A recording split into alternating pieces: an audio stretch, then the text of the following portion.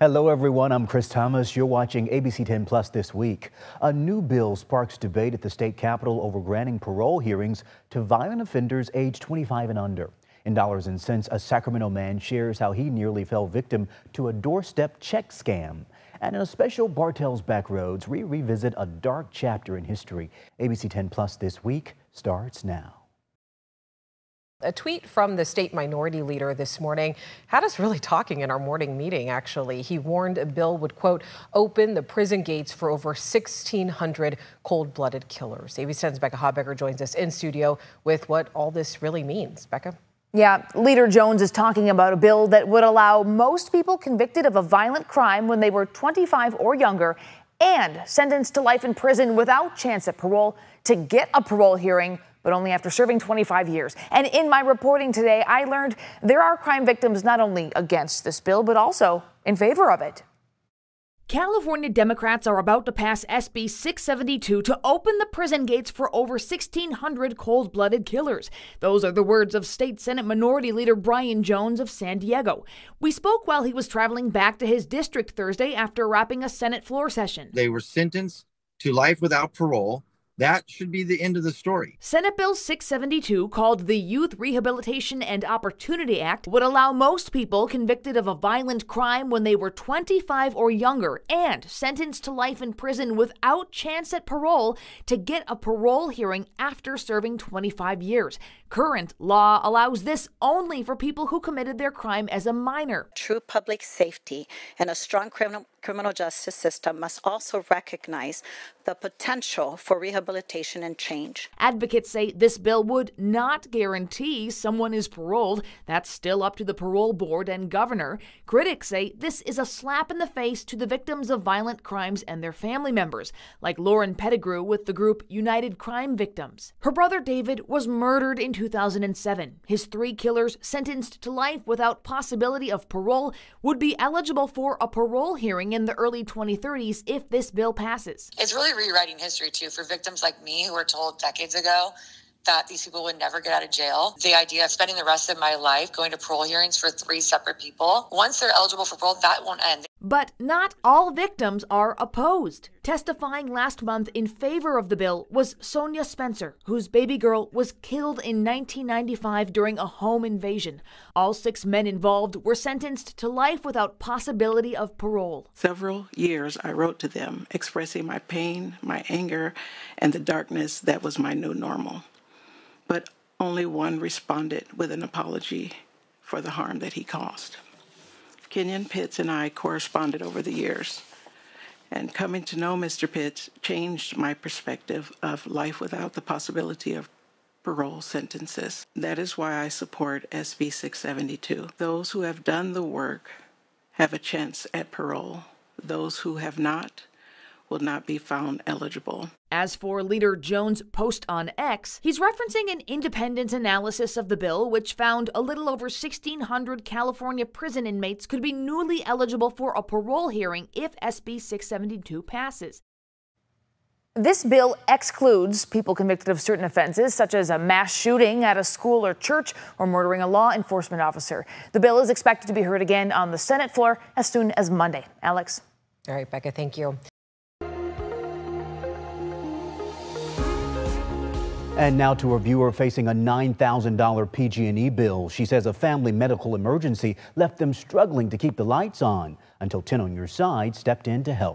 I'm grateful for it because I'm grateful that my power's on. Elizabeth Raffanan tells 10 on Your Side her daughter Elena's cancer diagnosis left the family reeling when her husband lost his job. The biggest thing was getting our daughter to and from chemo and radiation. She was in intense treatment for a year at UC Davis, and he took her every day. Sorry. From 6 a.m. to like 7 p.m. when they would get home. So, he couldn't work. But the bills kept coming, including this PG&E bill that reached $8,669.52.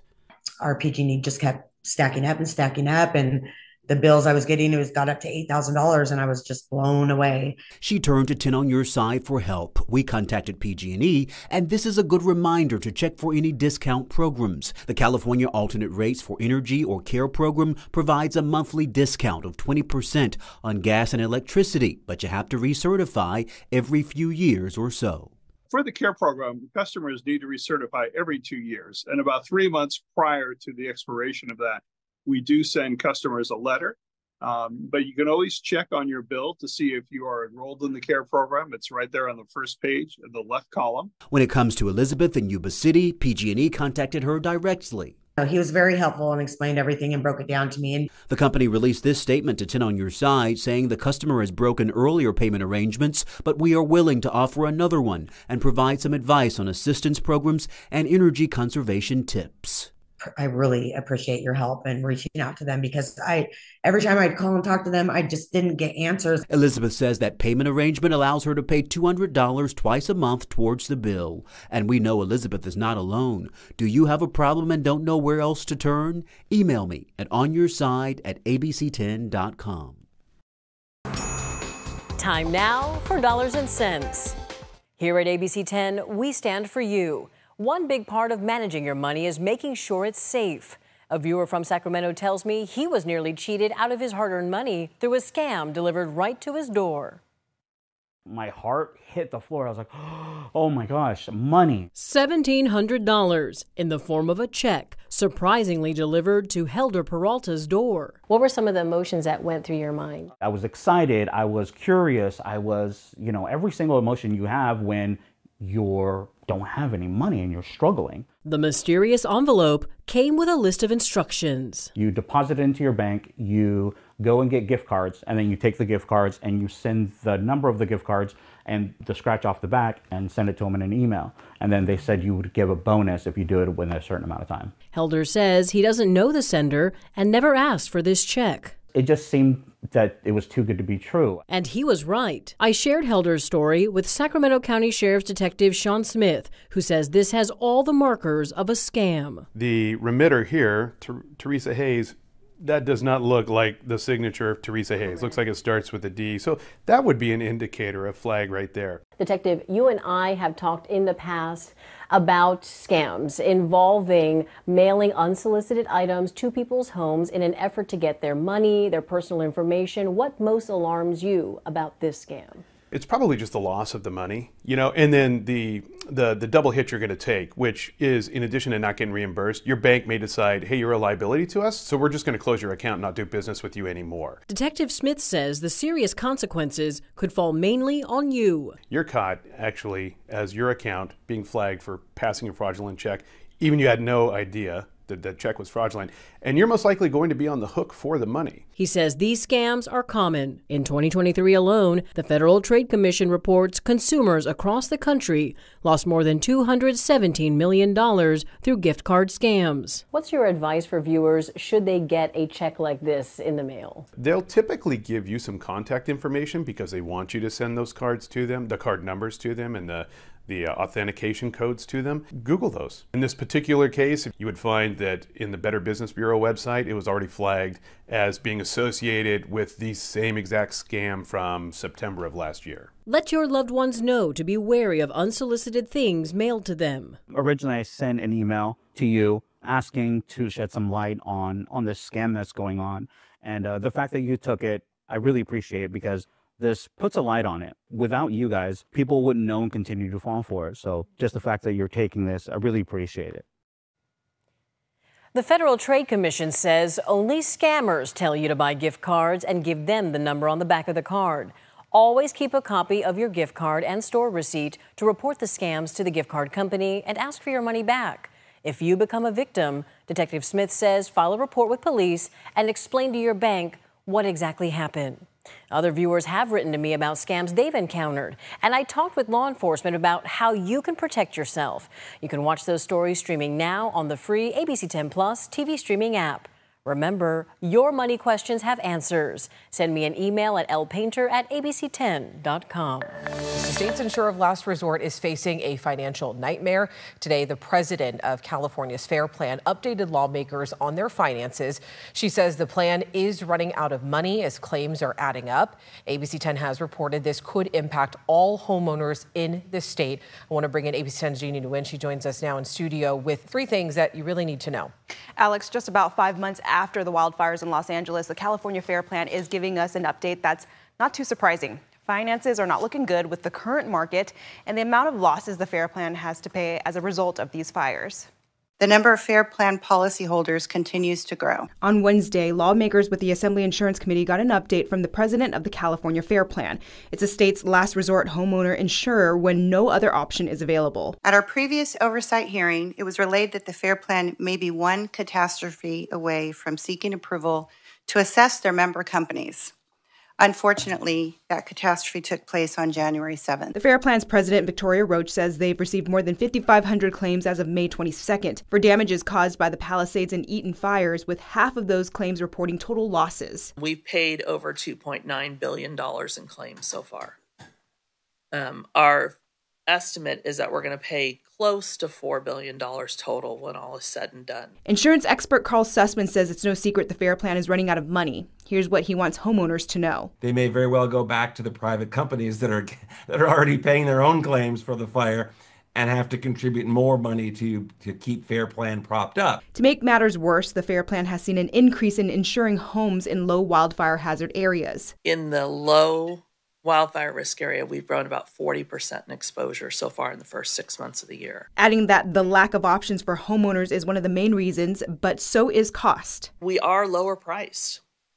When you look in those low wildfire areas, you are going to find we have somebody just sent us an example last month where the policy with us, it was about $682, I think, was the premium. But Sussman says this is misleading because the FAIR Plan is only basic fire insurance. What she's comparing it to is not a standard insurance company because they're not offering coverage. And moving through the legislature right now is Assembly Bill 226, and if passed, would allow the FAIR Plan to request bonds from the California Infrastructure and Economic Development Bank if it faces financial challenges during a major event like a wildfire. The FAIR Plan says it is in support of this bill. Alex. All right, Jeannie, thank you. And to the point, spent months investigating the state's insurance crisis. We spoke to homeowners, the state's insurance commissioner, and questioned 9 Congress members about what Congress might be able to do about this crisis. You can stream our Emmy-nominated special, California's Insurance Crisis, right now on the ABC10 Plus TV streaming app. That app is free to download straight to your TV. Meanwhile, a pretty big grass fire burning on I-80 had people looking to the sky in Solano County this week. But this time, Cal Fire was behind it. That's right. The fire was no accident. It was a prescribed burn. As ABC10's Luke Clary shows us, proactive measures like this may be key to preventing something much worse this summer. An ominous-looking fire sends smoke into the Solano County sky. Cal Fire crews aren't just working it, they started it. This Cal Fire crew is lighting this fire intentionally with what's called a drip torch. It's 2 parts diesel, 1 part gas, creating a low-intensity fire that they can manage before the heat of summer. This prescribed fire strategically burning the dry grass and other vegetation spanning more than 80 acres between Fairfield and Vacaville, removing fuel before wildfire season peaks, all under the watchful eye of Cal Fire hand crews and Battalion Chief Robert Wetstein. People have heard the expression fighting fire with fire. Yes.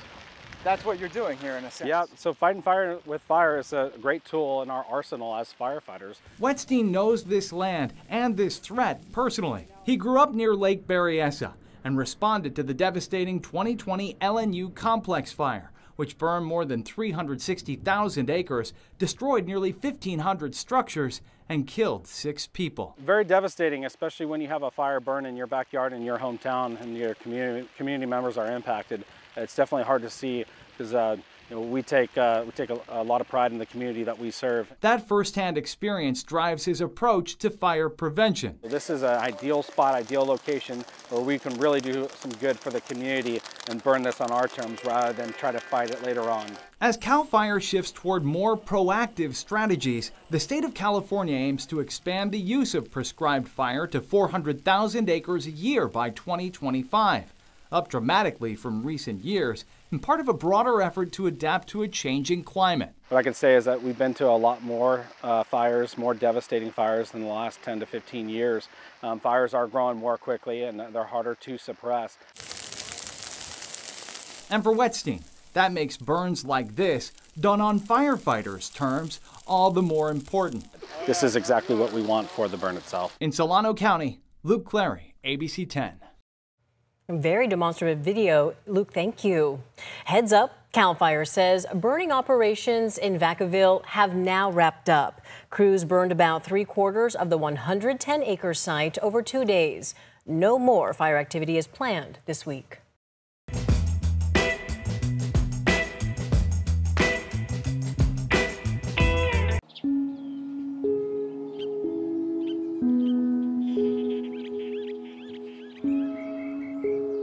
In 1942, wildflowers didn't grow here. Well, my memory, my treatment, I can't never forget. Instead, this land was covered in barbed wire, not to hold livestock, but to confine people. We are unarmed, and you see these guard towers with rifles and machine guns. Soldiers with bayonets on their rifle patrolling the outer perimeter.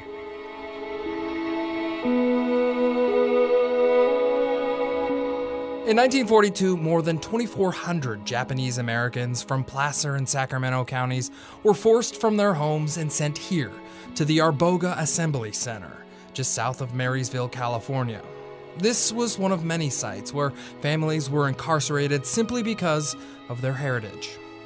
Why are we American citizens behind here? Why wasn't our Constitution, the United States Constitution? We have equal rights.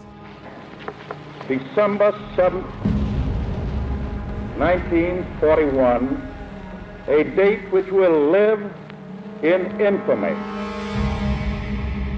Following the attack on Pearl Harbor, President Franklin Roosevelt signed Executive Order 9066, often referred to as the Japanese Relocation Act, which ultimately detained and interned over 120,000 people till the end of World War II. Even if you only had as little as 1/16 of Japanese blood in your body, were forced into these concentration camps called relocation camp. Minoru Tanimoto was 19 when he and his family arrived at the Arboga Assembly Center. This was one of more than a dozen temporary holding facilities on the West Coast where Japanese Americans were rounded up, processed, and detained while larger, more secure internment camps were being built. And they stayed here for several months, and they all ended up at a more permanent camp called Tule Lake in Siskiyou County. Arboga was a dilapidated migrant worker camp from the Depression era. Minoru described it as primitive campsites with inadequate bathrooms and squalid living conditions. Everybody, especially where they had families of young ladies, young girls, they hung bed sheets and blankets for more privacy. During the war, Japanese Americans were incarcerated in internment camps for nearly 3 years. These pictures are people that lived in Marysville. The Arboga Assembly Center has long since been removed, and few pictures were taken of the camp. And they see those giant portraits that were taken in this professional photo studio, and they're pretty profound. But some recently discovered historic portraits taken by local Marysville photographer Clyde Bush document some of the internees who lived in the area. And people tell me all the time, I had no idea this existed right here in South Yuba County. David Reed is with Yuba Sutter Arts and Culture, and with the help of the Japanese American Citizen League, they used grant money and those portraits to build a memorial to show anyone who passes by this place that people were interned here. That memory still remains here. It's not going to go away. Though this is just a patch of farmland today, Minoru believes that this memorial is a reminder of how history can and will repeat itself. It's going to happen again. Look at the black people. Look at the Indians, the Native Americans. Where did they end up? They ended up in a reservation, the first concentration camp in America. Minoru says there's plenty of evidence that history continues to repeat itself. He points out the detainment of Muslim Americans after 9/11 and the detainment of immigrants today. We have a president now that's trying to do something about taking citizenship away from people that were offspring of parents that couldn't become American citizens.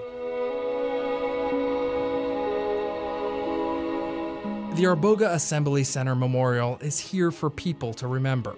What happened to us could happen again. To remember the wrongs that the federal government made towards the people of the past and the people of the present. From the Arboga Assembly Center Memorial in Yuba County, I'm John Bartel. Hope to see you on the Backroads.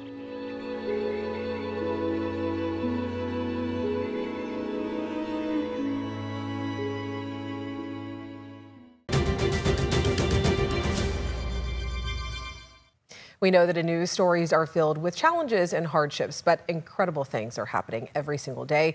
Tonight in our Champions of Hope, we want to introduce you to Najee Grimes, a beloved local football coach who left a lasting mark on his community. And today, the Grimes family is building on his legacy, launching a foundation inspiring change.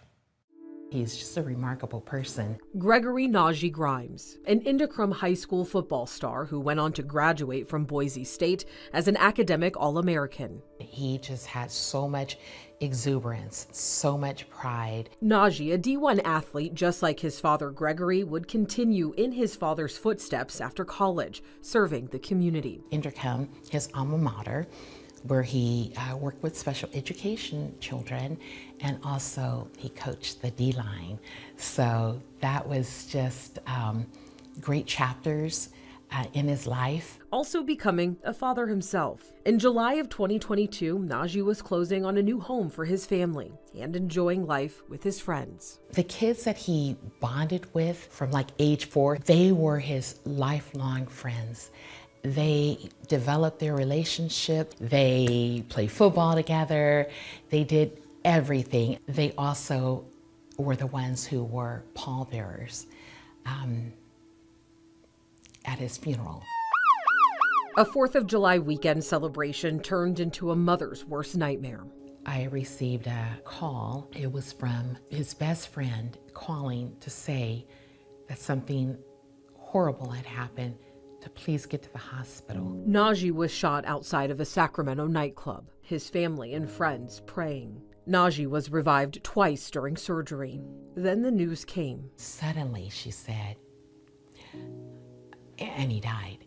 And I'm telling you, I absolutely lost it. That part is still a blackout for me. I ended up outside of the hospital screaming, and I screamed so much, so loud, Najee, Najee, Najee, till I blew out my vocal cords. Najee, Deborah's only son, was just 31 years old. Just 1 month after Najee's funeral, Deborah and her husband co-founded the Greg Najee Grimes 212 Anchor Foundation. 212, the boiling point of water. One of the campaigns that Coach Peterson had at Boise was 212. So everybody knew that meant to turn up. That's how he lived his life. The foundation holds workshops on life-saving tools in the event of an emergency, raises awareness on gun violence, and provides scholarships to young athletes. Small as a Giant scholarship. And that was one of the tattoos that Najee had. That is a person who deserves notoriety, however they remain humble. And that's how Najee navigated. The foundation works with law enforcement, the state legislature, and city council. We're gifting the city every chance that we get. We didn't want to come in as a nonprofit with our hands out. We wanted to come in with our hands full. Putting forward Najee's law, proposing mandatory exterior cameras and metal detectors for downtown and midtown clubs and bars. His son Ace and his mom Denise lead Imagine That. Ace is actually the face of Imagine That. Helping children who have experienced trauma or have lost someone by granting sports wishes like seeing a Kings game. Just know that Ace is very serious about his role in Imagine That. The family's journey hasn't come without hardships. During our interview, Deborah sharing a personal struggle. Because I just thought about something. I'm gonna have to talk about it. Okay. I am now experiencing psychoneuroimmunology. And that's where your physical, your neurological system, your grief, all of that collides. And it can create a paralysis. I'm on a walker now, and I have been for a few months now. There's collateral damage when it comes to gun violence. Najee's foundation growing into a reminder that even in loss, there is power in legacy. I could hear Najee say to me, "Mom, get up. Just get up." And that's when I said, oh, okay, and got busy. So now Najee would say, keep going. Don't stop. You can do it. And first, I want to say thank you so much to the Grimes family for sharing your story and trusting us with it. I deeply appreciate it. The foundation will be participating in the National Gun Violence Awareness Month, which is this June. June 6th at the Guild Theater, they will be hosting a watch party for the new film, Put the Guns Down. And then on June 21st is the Lifesavers Party at the North Natomas Community Center to honor those lost to gun violence. Thanks for watching ABC 10 Plus this week. We're here 24/7 on the free ABC 10 Plus TV streaming app. You can get your local news and weather anytime, anywhere. I'm Chris Thomas. We'll see you next time. We're in day one of a weather impact alert. Tracking a couple big weather impacts, including a red flag warning and big heat developing. Heavy rain continues. I hear it on the roof right now. We're already seeing the impact of the storm. We're planning for those changes. Triple-digit heat leading to cancellations and concerns. Stay fire ready. On Weather Impact Alert Days, stream extended coverage on ABC 10 Plus.